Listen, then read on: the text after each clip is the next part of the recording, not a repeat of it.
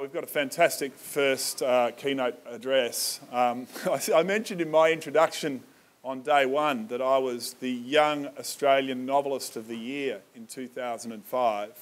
Well, the first keynote speaker today was the Young Australian of the Year in 2005.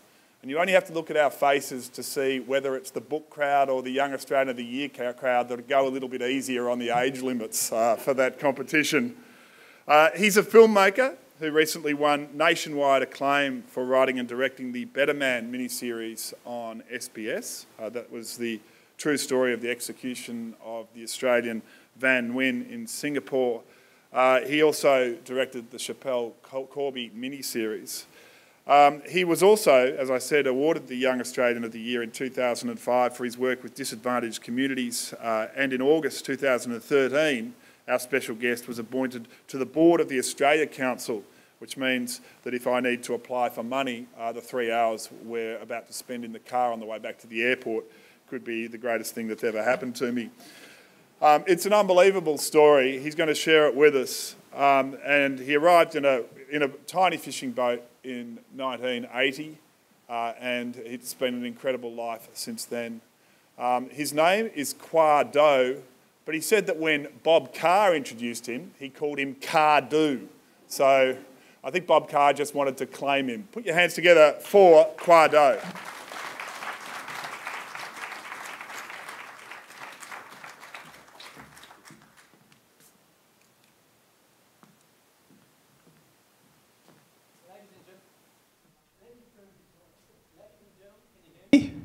Can you hear me now? Oh, wow. Okay, fantastic. There you go. Ladies and gentlemen, thank you so much for having me here with you today in Bunbury. How was the breakfast this morning? It was beautiful, wasn't it? Beautiful. I tried to make it, but I slept in. So, but what a beautiful town you have here. I mean, Bunbury is just stunning. And I was just telling Jim last night that if I can get a cheap house here, I would move to Bunbury. So. But great for me to be here with you. And ladies and gentlemen, just for a beginning, I'd just like to say that I do work in film and television. And as some of you may know, at the moment, the film industry here is going through some pretty tough times. So we're always on the lookout for new film ideas. So, ladies and gentlemen, if there's anyone here in our audience today who has a great idea for a film or TV show set in Bunbury, please see me afterwards. Because not long ago, I was actually at a conference for accountants. And afterwards, a gentleman comes up to me and he goes, "Khoa, you know what film you should make?" And I go, "What?" And he goes, "You should make a film about accountants." And he goes, "Nobody makes films about accountants." And he goes, "You should make a romantic comedy about accountants." And he said, "And you should call it Debits and Credits." And so I said to him, "What about if we made an action film instead and we call it Depreciate?" So, ladies and gentlemen, please feel free to see me afterwards if there's any great ideas for film or TV shows set in Bunbury. But ladies and gents, today I'm here to really speak to you about the importance of the arts in bridging the cultural divide.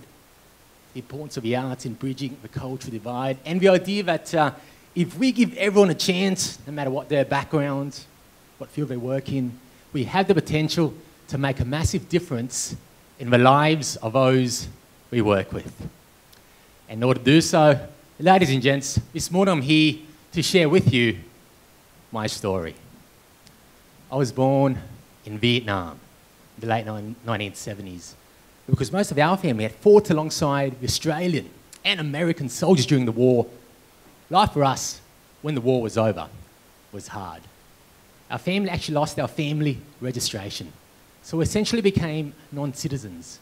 We lost our access to education, we lost our family property. All of my uncles whom had fought in the war were sent off to re-education camps. And they were told to be there for a couple of weeks, maybe even a few months. They're all there for at least 3 years. And so it was that our family began making plans to flee the country. So one night in April 1980, Mum, Dad, my older brother Arn, who was just under 3 at the time, and whom many of you would have seen on Dancing with the Stars or Thank God You're Here or the IGA ads. I love those ads. And myself, we put to sea in a 9-metre wooden fishing boat with nearly 40 other people. We were crammed like sardines, so tightly packed were we could barely breathe. As our boat pulled out and into the river, the guards actually saw us, and they gave chase and fired their guns, hoping to sink us. But fortunately, as it was getting darker, we got away. But as our boat pulled out and into the ocean, my dad actually turned around and took one last look at his home country, knowing that he'll never see it again. At that point, my mum actually recalls him crying, because he and my uncles were leaving a country that for 10 long years they'd fought so hard to defend. After a day out at sea, our boat began leaking, and every time a big wave came, people would rush to drain water off the boat to keep it from sinking. After 2 days, our engine failed, and we essentially began drifting. And on the 3rd day, we were hungry, we were thirsty. We were running out of food, running out of water. When suddenly we saw a boat come towards us from a distance. We were so happy, thinking we were saved. We jumped up and down, calling for the boat's attention. But as the boat got closer and closer, however, we realised it was a fishing boat. But at that point in time, in that part of the water, it meant only one thing: pirates. These ones, fishermen, now realised it was easier for them to rob refugees than it was to fish. So they came over, ran the boat into ours, tied the boats together, and several men, yelling, screaming, holding machetes, jumped on board our boat, grabbed all of us, and dragged us up onto their deck. One by one, they lined us up, they stripped us, and they searched us. They took almost everything we had. By the time they left, we didn't have much valuable left. They'd even taken our compass. My mum had brought along some infant milk to feed Anne and I on this journey. They even poured that out in their search for gold and for jewellery. Fortunately, they hadn't taken or harmed any of the women. So for the next few hours, our boat continued to drift. And we were hoping and praying for a miracle. Eventually, we saw another boat come towards us from a distance. But it wasn't the miracle we were hoping for. It was another group of pirates. But this time, they were even more vicious. Again, they came over. Again, they ran the boat into ours. Again, they tied the boats together.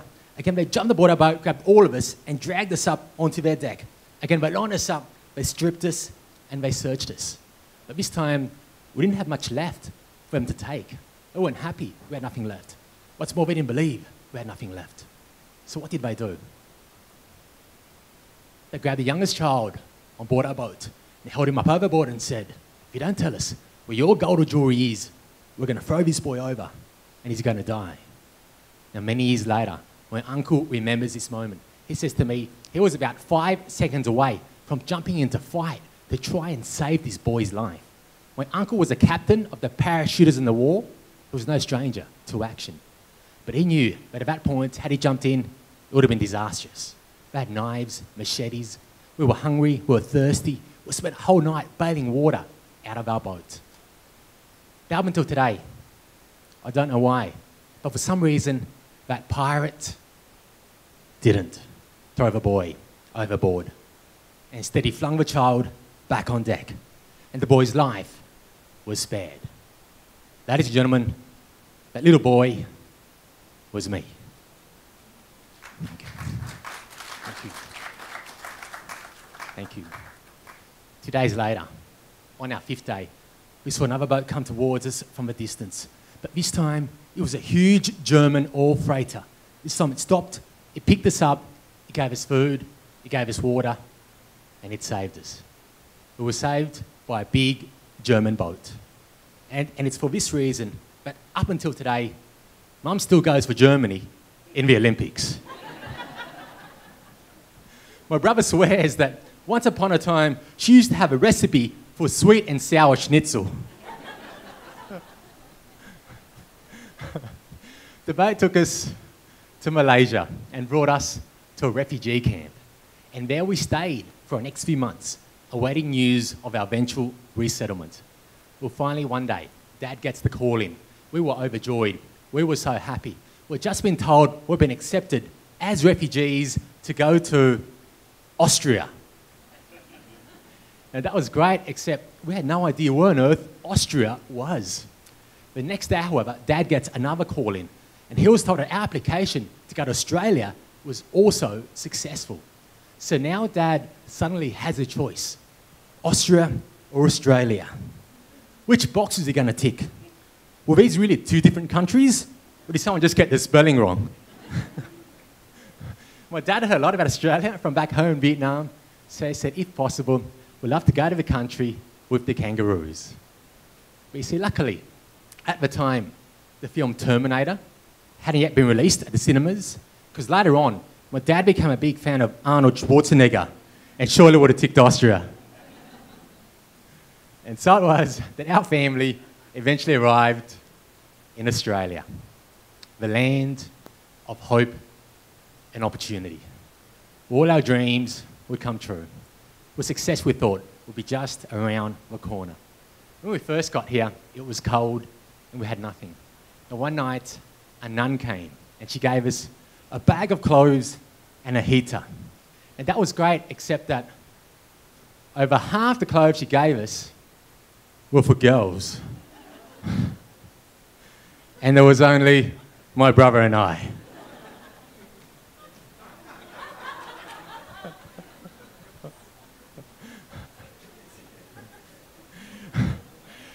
So for over 6 months, Mum would dress me up in girls' clothes rather than throw any of it out. And wonder why all the other kids wouldn't play with me. Mum and Dad found work sewing in a factory for $5 an hour. And I still remember going to primary school in kindergarten as the only kid with shoes that were sticky taped together. And they were sticky taped because the shoes had been handed down to me from my brother Arne, who in turn had been given the shoes from St. Vincent de Paul's. I remember a few years ago, I had the chance to share this story at a school, and after I finished, this boy puts up his hand, and he was about 11 years old, and he goes, "Sir, you know when you were wearing sticky taped shoes, which brand of sticky tape do you use?"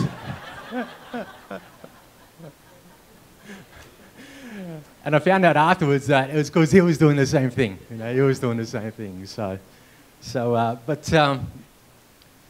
But life in Australia got harder and harder, unfortunately, after the 10 or so years after we arrived in Australia. I remember coming home from school one afternoon in year 7 to find out that Mum and Dad had separated. At the age of 12, my brother and I had to help look after Mum and her little sister. And I still recall helping Mum look for a cheap place to stay when we were forced to move, and we found a small flat in Sydney's inner west. And I still remember coming home from school one afternoon to find out that our electricity had been cut off. So my brother and little sister and I, we sat in the dark eating instant noodles, uncooked. The next day, Mum caught the train to the city and sold whatever jewels she had, and finally our electricity was back on. Life for those years was tough. But what got us through it all was we've been taught since a very young age to always focus on what you have rather than what you're lacking, to always be grateful for everything that you have. What I realised as I was growing up was when you focus on what you have rather than what you're lacking, and you're grateful for it and see exactly where it is that you want to be, then anything is possible. I'd like to share now a small story of my days back in high school, which helps illustrate this idea. See, growing up, Mum and everyone wanted me to be a doctor, lawyer, or dentist. Anything with security. But for a long time, all I wanted to be was a football player. I was the world's biggest football fan, and my dream was to play football for my school's top team, the first 15. But I remember when I first suggested this, everyone said I was mad. They said, "Khoa, you can't play football. You're not big enough. You're not quick enough. You're not from the right ethnic background. You should stick to playing chess." But I didn't listen. I thought, I'll go and I'll try it anyway. And I still remember running the football in my hand for the first time. And it was a great feeling. And I went and I tried out, and they put me straight into the under 13 Ds, the worst team in our whole school. We had players who were skinny, players who were big, players from different ethnic backgrounds, but we had no players with any talent. Every week we lost by at least 40 points. And every week we considered changing sports or pulling out of a competition, but in the end, we never did. Playing the worst team in school that year actually taught me a lot about life. That in your life, you're going to get knocked down over and over and over again. But you've got to get back up. You've got to get your whole team back up with you. 5 years after that day, I ended up trying out for my school's top team, the first 15. I didn't get in. And I was shattered. They said I was too risky a player. And all my mates started calling me the shadow. The one who got close to being the real thing, but wasn't quite it. But one day, a few games before the end of the season, something happened. One of the key players in the first 15 got injured, and they had to replace him. Suddenly, I got the call. I couldn't believe it. See, up until that day, the first 15 hadn't yet won a single game in the main season. Now, one of the key players was injured. I was being replaced by me. There was so much pressure. But I still remember running out on the field that day and thinking to myself, all these years, everyone said I shouldn't play because of my size, my ethnic background, my lack of talent. Here I was. I had one chance, and I'm going to focus on what I have. Passion and enthusiasm. And that day, we won the game. And we won by 60 points. I didn't even manage to score the team's first points. But you see, thank you. Thank you. You see, the first 20 or so years of my life taught me a lot about one thing: resilience. But in your life, you are going to get knocked down over and over and over again. And you have to find a way to pull yourself back up again. The person who taught me more about this than anyone else in my life was actually my mum. Let me share with you now a small story about my mum. My mum is quite a devout Catholic. But back in Vietnam, when she was 17, she went and she saw this monk. The monk looks at her and says, "Hien, the next 33 years of your life until you turn 50 are going to be really, really challenging. You're going to face every single obstacle imaginable." Mum looks at him and says, "No, I don't believe you." Well, guess what happens? The next 33 years of Mum's life turned out pretty much exactly as how this monk said. Her mum faced a really tough life. And it wasn't until she turned 50 that life got easier for her. And she started to go back to pursue all of her dreams. And a few years ago, Mum goes back to pursue one of her life's greatest dreams, which has been to learn English properly at TAFE. It's always been one of Mum's greatest dreams, to learn English properly at TAFE. So Mum goes back to learn English, and one day she comes over looking all worried, and I go, "Mum, what's wrong?" She looks at me and she goes, "Khoa, today the teacher gave us homework." And she goes, "We all have to write a 500-word story in English." And she goes, "Can you help me?" I looked at her and I said, "Mum, I want you to try this one yourself." She goes, "Oh, okay." So she walks away, she sits down and she writes and she writes and she writes. And finally, 3 days later, she finishes. And she comes over and she shows me what she's written. And I read it and I basically started crying. It was beautiful. Mum had written a 500-word story in English called My Life. And I said, "Mum, you've got to hand this in to your teacher." The next day, she goes to class, she hands it in to her teacher. 2 days after that, she comes over, all excited, going, "Quoc Do, Quoc." I said, "Mum, what is it?" And she gives me her story. And on it, the teacher had written 10 out of 10. And I said, "Mum, that's brilliant."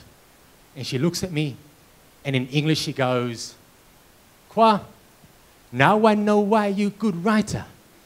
And I said, "Why, Mum?" And she goes, "Because I'm a good writer. Look."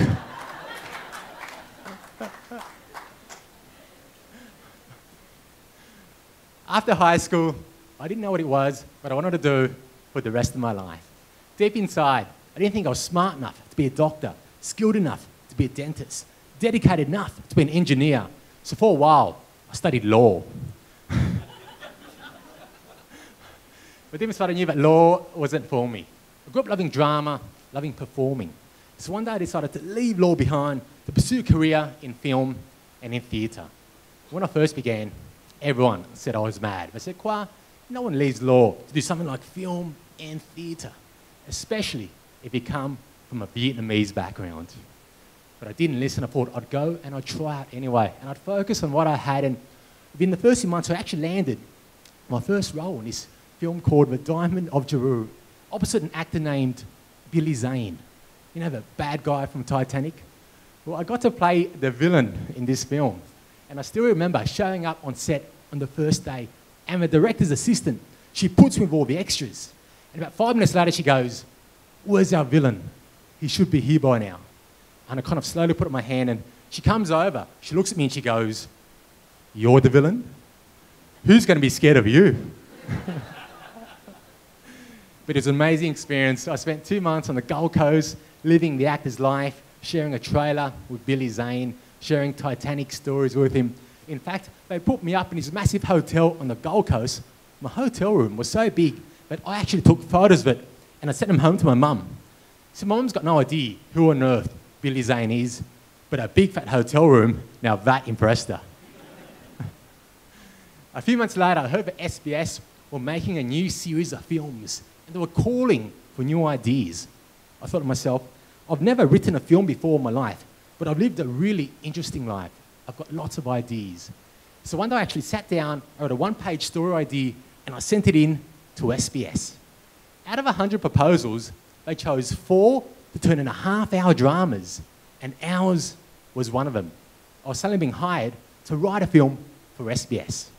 So the next week, I went to my library. I sat there for a whole week and read every book that I could find on how to write a film script.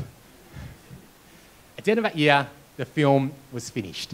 It was called Delivery Day, and it's based on our family's experiences working in a sewing garage, making garments. Well, the film was an immediate success. We had a world premiere over in France at the world's most prestigious short film festival, and I still remember they flew me over to France for this festival, and I remember sitting in the cinema of 1,200 French people watching this tiny film that we'd made in a sewing garage in Western Sydney, where the characters looked Vietnamese, they spoke broken English, and they're being subtitled in French. At that stage, I thought to myself, you know what? We live in such a small world, and there are ways to cross every single barrier. At the end of that year, the film was nominated for 2 AFI Awards, and in 2001 was even shortlisted for the Academy Award for Best Short Film. Thank you. Thank you. I was 20 years old at the time. I had not had any formal training in film. To be honest with you, about a year and a half before then, I had applied to study film at the Australian Film, Television and Radio School, but I didn't make it in. So I had to find my own way. But the one motto, though, which I guess I've lived my life by, the one thing that I truly believe in, is actually the idea that in your life, it's often during some of your toughest times, when you're facing your greatest obstacles, that you will receive many of your greatest opportunities. And never more so has it been true in my life than several years ago when something amazing happened to me. Several years ago, I was working in film and in theatre, when one day I received a phone call from a welfare centre in Cabramatta in Sydney Southwest. They gave me a call at this welfare centre and they said to me, Khoa, we've got some students who are attending our welfare centre who want to learn more about how films are made. They said, can you come in and talk to them about how films are made? I thought to myself, sure, no worries. In the back of my mind, I thought, I'd show up at this welfare centre, talk about filmmaking for 2 hours, and then go home.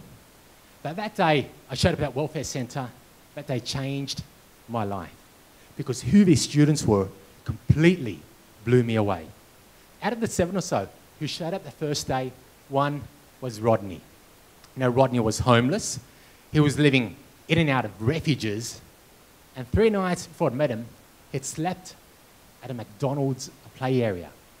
You never ever have the swings and the slippery dips. 2 was Jason. Jason was 23 years old on the day I met him. And Jason was a heroin addict. Jason had been one since the age of 13, almost half his life. 3 was Joe. Joe was on parole, waiting to be sentenced later that year. Now 4 was Shane. Shane was a big Aboriginal bloke who was so shy that he'd sit in the corner of the class and he wouldn't say a single word.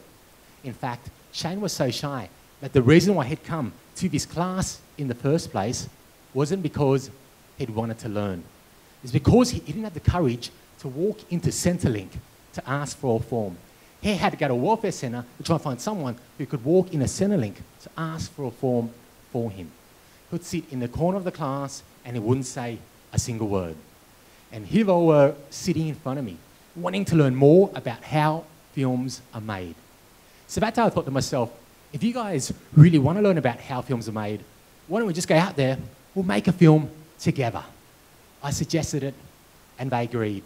See, in the back of my mind I thought, we'll go out, we'll make a 5, 10, 15-minute short film. When I said that, they all said, no, Khoa, we don't want to make a short film. We want to make a full-length feature film. And that day, being in that classroom and seeing them there and seeing their passion and be there, I said to them, all right, guys, if you guys promise to put in 100%, I promise to do the same. And we'll set out to make a full-length feature film. So the first thing we thought was, what film are we going to make?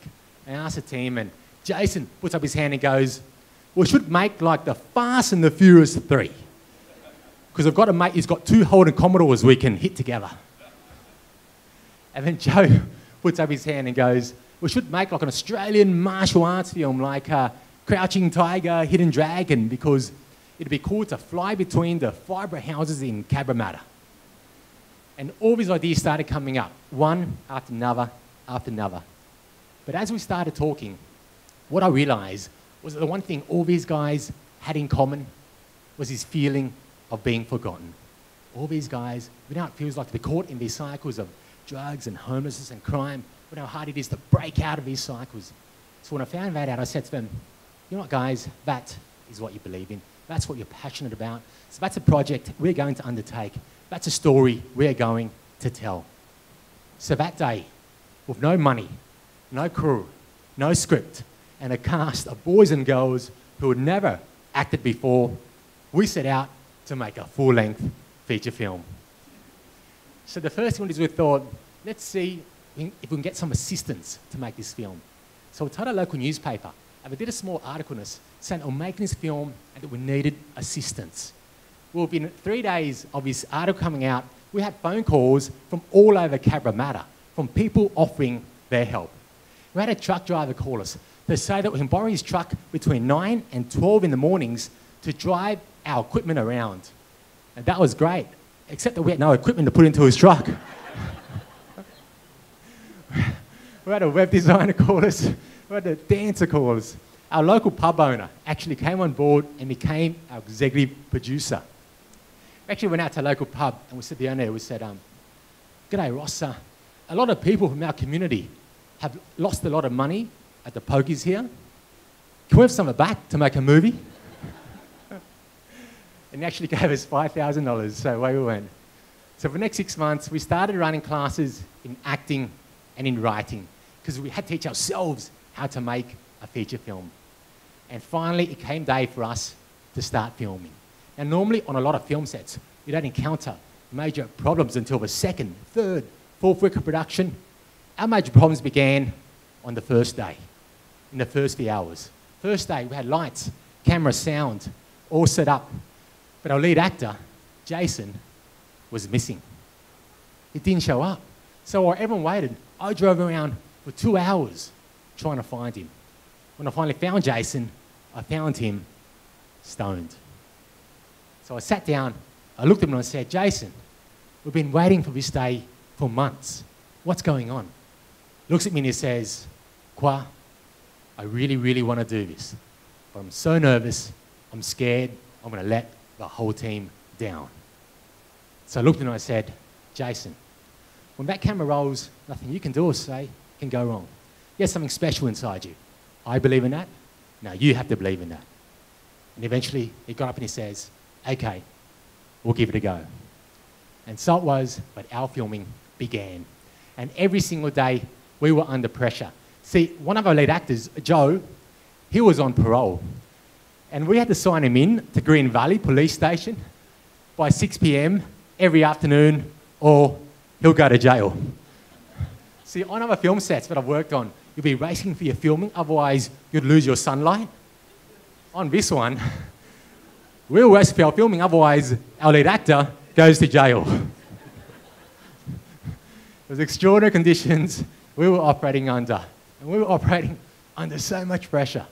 But finally, after 6 months of filming, editing, putting it all together, we finished our film. When we finished, I was so happy that we'd finished, but deep inside, I really didn't care what happened to our film after this. Making this film itself had been its own reward. It brought us together. We've become such a close-knit family as a result. What making this film taught me, though, is that every single time you want to take a project that you truly believe in, you have a team that is committed to one vision, you let your team fulfill its potential, then the bonuses will always come. The first festival we sent off our film to was the Montreal Film Festival over in Canada. 3 weeks later, we got a phone call from Canada saying, Khoa, we want for you and for your team to have your world premiere at our festival in Canada. Thank you. We couldn't believe it. We couldn't believe it. Only 2 other Australian films were selected. One was The Night We Called It a Day, a $10 million Australian film starring Dennis Hopper, and then there was ours. The next week, though, Dendy Cinemas actually gives a call and said to us, Khoa, we've just seen a copy of your film. And they said to us, we don't know if anyone is going to come and see your film at our cinemas. But they said, but we like your film so much, we're going to screen it at our cinemas anyway. We couldn't believe it. Our tiny film was now hitting the big screen. The week our film opened, David and Margaret reviewed our film on the movie show. And both gave us 4.5 stars. Thank you. Thank you.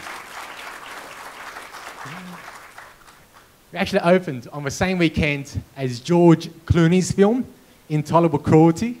Well, you didn't believe it. We got a phone call from Denny Cinemas in Newtown on the following Tuesday saying, Khoa, we don't know what happened, but at our cinemas on the weekend, more people went and saw your film than George Clooney's film.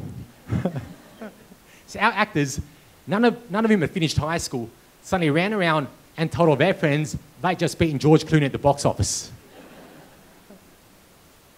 At the end of that year, our entire main cast were nominated for AFI Awards for Best Original Screenplay. 2 years before then, they were walking the streets of southwestern Sydney. That evening, they walked the red carpet next to Geoffrey Rush, Kate Blanchett, and Naomi Watts. What a journey it had been. Through belief in their own talent and the talent of their team, our team had gone all the way. One evening, we were nominated for an IF Award for Best Independent Film. And these awards were being broadcast live on SBS television. And before the broadcast, I knew that we had a pretty good chance of winning the award. So I actually called up our entire main cast and I said to them, hey guys, just in case we win tonight, how do you want me to mention you on live television? Now, one of our lead actors, Joe, the one who was on parole, he had to serve some time in Oberon prison. So I actually called him up inside Oberon and I said to him, hey Joe, just in case we win tonight, how do you want me to mention you on live television? That night, we did win. And I got up and I made this acceptance speech, and at the end of it I said, finally, I'd like to thank Joe and all the boys in Oberon.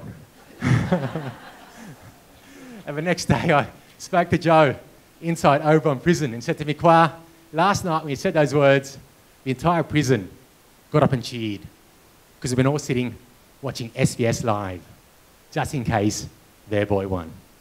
They called him movie star in prison. Since then, our team have gone on to act in other films, other plays. 1 or 2 even went back to do their studies again. Since then, I've also been hired as a lecturer at the Australian Film, Television, Radio School. They rejected me as a student. But because of the film's success, not long after then, our team, we finished and we released another film together. Now, this is a film called Footy Legends, and Footy Legends starred some of Australia's most popular actors, Claudia Carvin, Peter Phelps, Angus Sampson.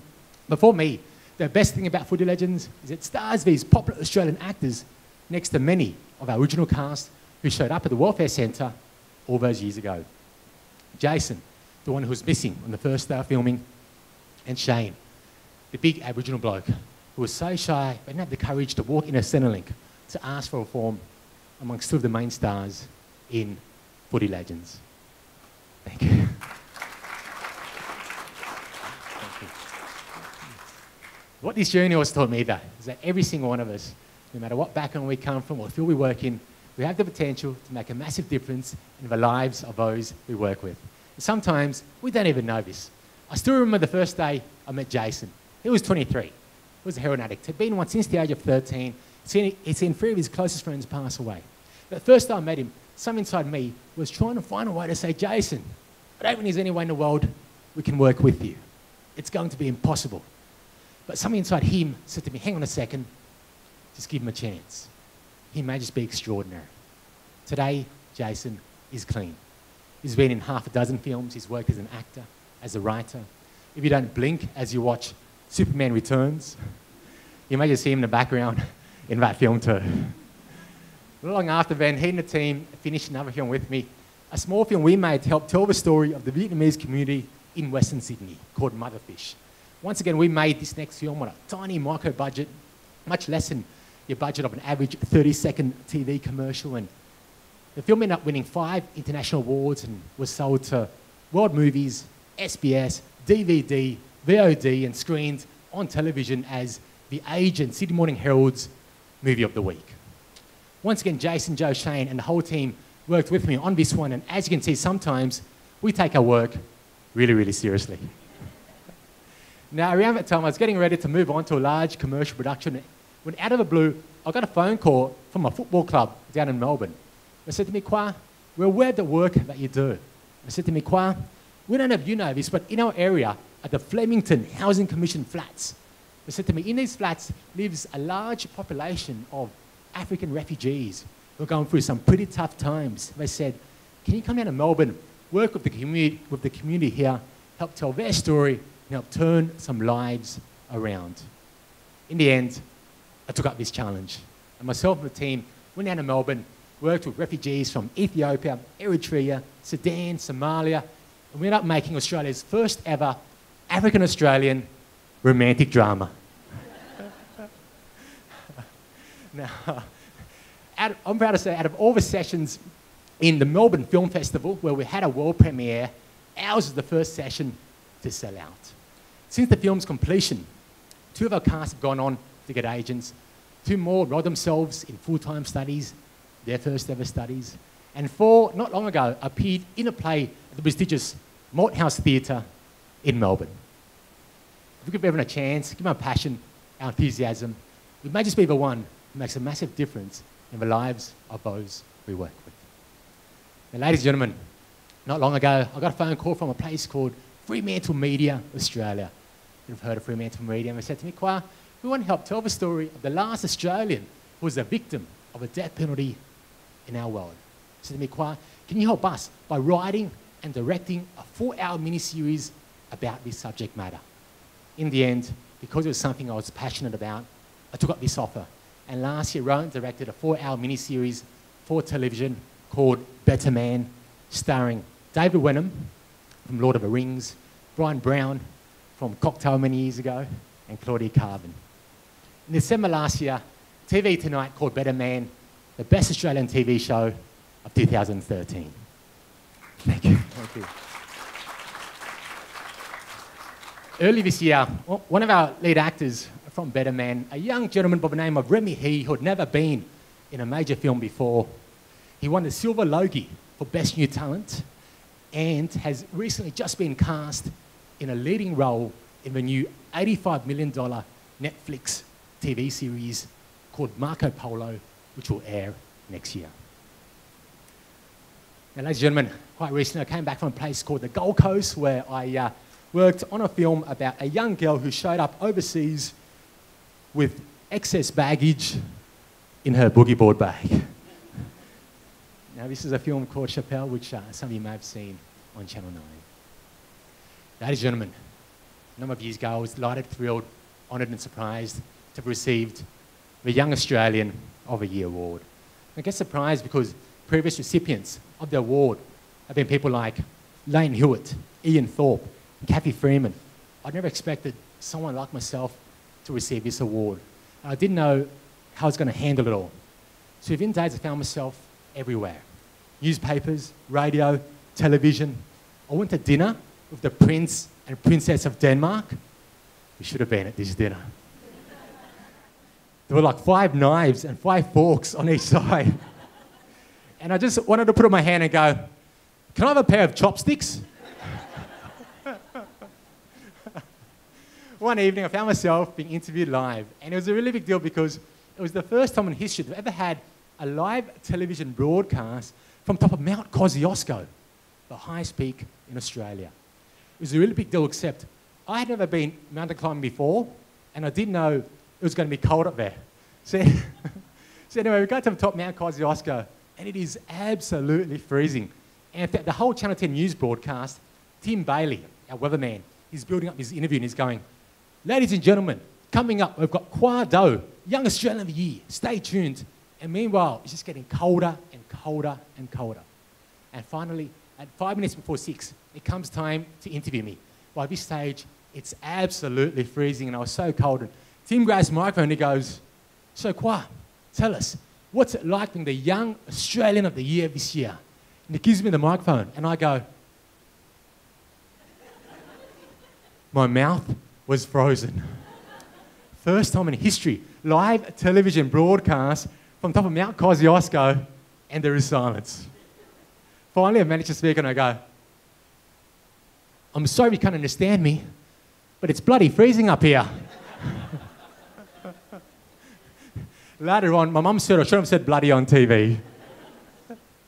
Is that because it's so cold, they had to borrow a jacket for me to wear for this broadcast, and it was the only spare jacket they could find. And yes, it's a woman's jacket. 25 years on, some things just hadn't changed. On another occasion, I found myself being picked up at Canberra Airport. And as I left the airport, they said to me, Khoa, do you mind if today we pick you up with someone else? And I said, yeah, sure, no worries.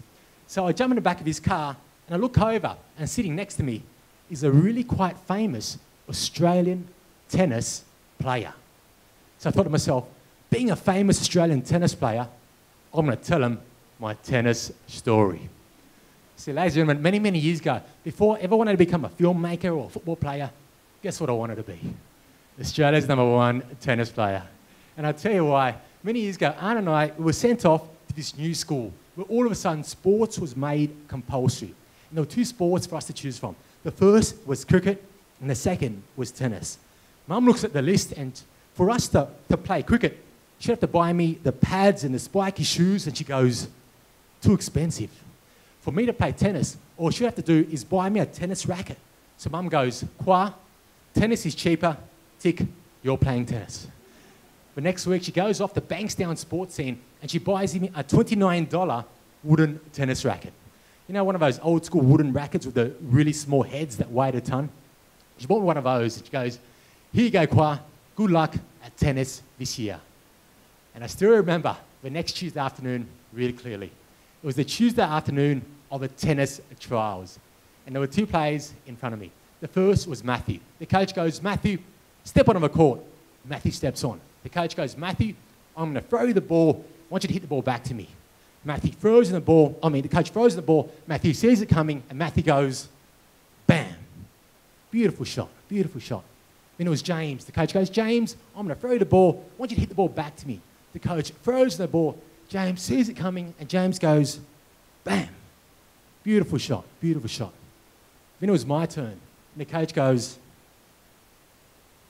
Kahoa, I'm going to throw you the ball, and I want you to hit the ball back to me.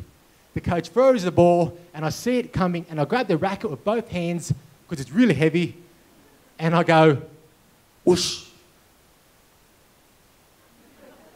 I missed the ball completely. The coach goes, don't worry about it, Khoa. Khoa, watch the ball. Khoa, hit the ball. He throws the ball again. And I see it coming, and again I go, whoosh. I missed the ball again. The coach goes, come on, Khoa. Khoa, you can do this. Khoa, just hit the ball. He throws the ball again, and by now, it's starting to get really embarrassing, and everyone's watching me, and I'm determined to hit this ball, and I give it a massive swing. I give the swing of my life, and I go, whoosh. I missed the ball again. That afternoon, the coach threw another 4 tennis balls at me, and I missed the other 4 as well. So, ladies and gentlemen, that year, if you were to look at our school's tennis team photo, in the middle, you'll see the main tennis team, then you'll see the first reserve, then the second reserve, then me. Well, everyone would have to break their legs twice before I'd ever get a chance to step onto that court. So that year, I never ever got to step onto the court, not even once. Not even once. And since that day, I've never ever been to a single tennis match in my entire life. And as I sit in the back of his car, I tell this tennis player my story, and he finds it quite funny. And by that afternoon, we've become mates. And as the car heads back to the airport, he suddenly turns to me and he goes, "So, Quoc, what are you doing this weekend?" I look at him and I go, "Well, this weekend, it's actually my birthday, so I'm going to spend it with my family." And he goes, "Oh, it's your birthday?" And I go, "Yeah." And he goes, "Okay." He suddenly reaches into his pocket, he pulls out his phone and he makes a phone call and he goes, "G'day, John, blah, blah, blah, blah." 2 minutes later, he hangs up and he turns to me and he goes, "Quoc, this weekend, there's a major tennis match on." He says to me, "Quoc, I'm supposed to go to this match, but I don't think I can make it." He says to me, "Quoc, I'd like it if you can go and sit in my seat instead. What do you say?" I said, "Are you serious?" He says, "Yes." And I said, "I'd love to." So, ladies and gentlemen, I still remember showing up that year to my first ever tennis match in my entire life, showing up to the Australian Open men's final. It was the Australian Open men's final. And I went to the ticket collection box and I said to the girl behind the counter, I said to her, "Hi, I'd like to collect a ticket under the name of Pat Rafter, please." So, because Pat, who sat next to me in the car that day, and I went to my first ever tennis match in my life, and I was sitting in Pat Rafter's seat at the Australian Open men's final, watching this amazing match play out, and it was an amazing match, except that the player who was on court that evening, a player whom you might recognise, Roger Federer, he wasn't playing very well. And in fact, he was losing the match. So as he's losing, what does he do? He looks up to where his mate, Pat Rafter, normally sits. And instead he sees a Vietnamese refugee. And I lean forward and I go, "Roger, just hit the ball."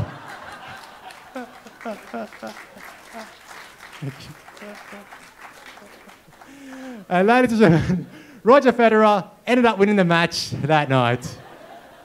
And he won the Australian Open Men's Championship for that year. On another occasion, I found myself being brought to this school. It was a school that taught all the kids that had been kicked out of every other school. And before I walked in this classroom, they warned me and said, "Quoc, the kids in this class, they're pretty rough.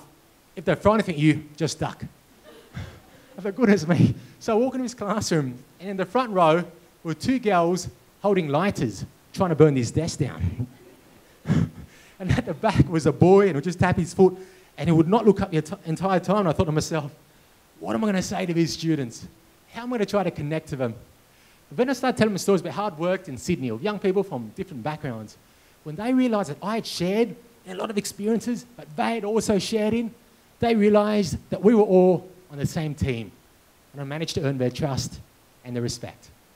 And at the end of that lesson, which lasts about half an hour or so, one of the boys puts up his hand, and so far this boy hadn't said anything. He puts up his hand and he goes, "When I grow up, I want to be just like Arnold Schwarzenegger. Have you ever met Arnold Schwarzenegger? And so I looked at him and I said, almost. If only my dad had ticked Austria.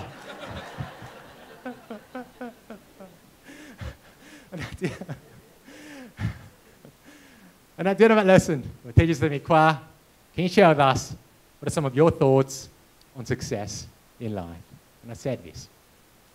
I believe that success isn't about what we're born with. It's about what we do, what we're born with. I believe in our lives, we get knocked down all the time. It's about how we get back up, how we get a whole team back up with us. I believe it's our greatest obstacles that we'll receive many of the greatest opportunities. I believe we should focus on what we have rather than what we're lacking. We should be grateful for everything that we have. I believe we should enjoy our journey and not take ourselves too seriously. Because in the end, I believe that anything is doable. If a former refugee with no shoes, who works in the arts, who lives in the poorest parts of the country, can become a Young Australian of the Year, then anything is achievable.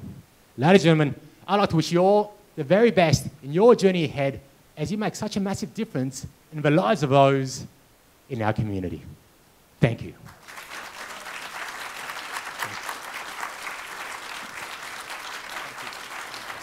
Thank you. Thank you. Ladies and gentlemen, wow. Thank you.